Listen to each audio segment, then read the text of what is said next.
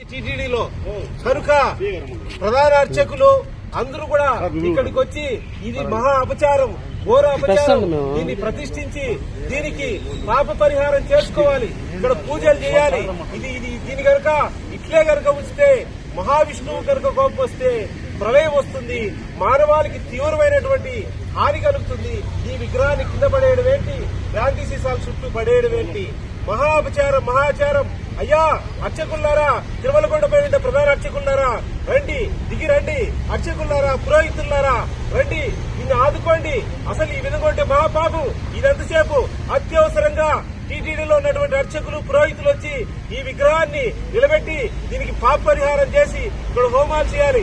అంతవరకు నేను ఇక్కడ నుంచి లేచేది లేదని ఓం నమో వెంకటేశాయ నామస్మరణ చేస్తున్నానని ఈ విగ్రహాన్ని పోలీసు వాళ్ళు గాని, వర్కర్స్ గాని ఎవరే గాని తాకి నిలబెట్టద్దు.